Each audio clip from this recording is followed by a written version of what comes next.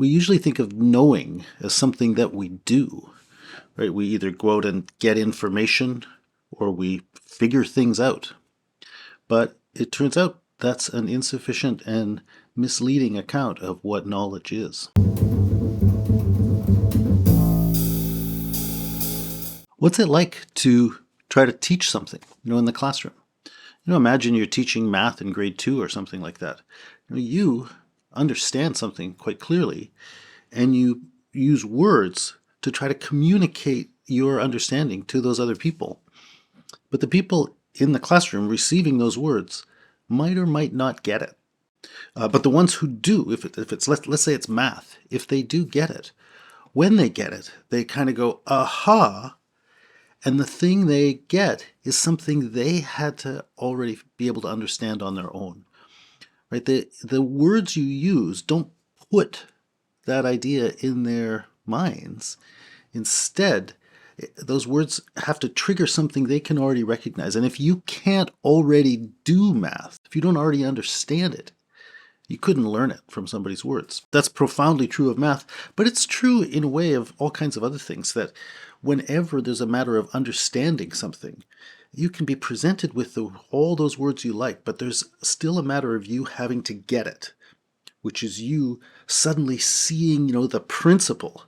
And when you do, you say, oh, I see. And I want to emphasize that language we use. You say, I see.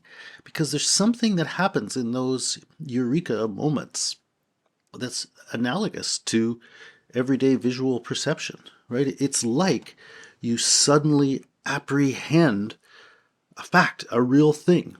Something has become apparent to you. It's like it was suddenly lit up for you in a flash of insight. Kind of in the way that you might suddenly see something in the room if somebody turned the lights on.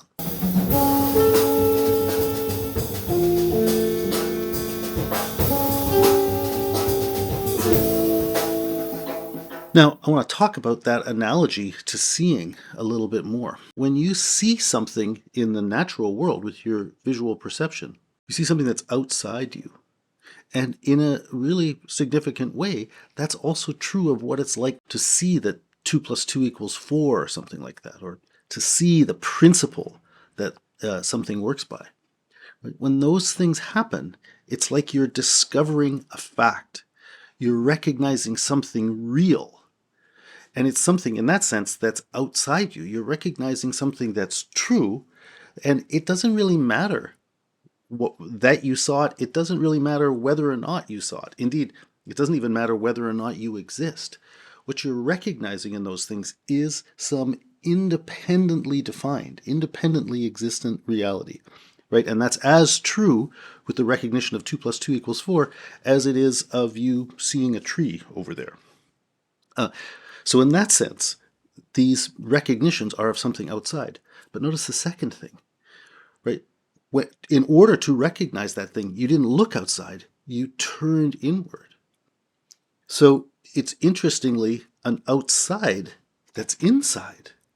You found an access to a kind of reality, a reality that exceeds you, but that is found within you and only through turning in. And notice also a third point. Right? When you make that recognition, you also know that you didn't make the seeing happen. You can use a hammer and nails to build things, or you can write a letter or whatever. Like you do have experiences of you doing things and making things, but you didn't make this happen. Right? When you suddenly get that 2 + 2 = 4 or whatever, it really is like something was illuminated for you.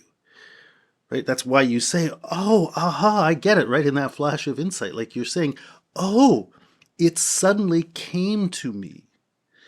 But that means you experience it as something revealed or something that was illuminated for you. And in that sense, your relationship to it is fundamentally receptive and passive.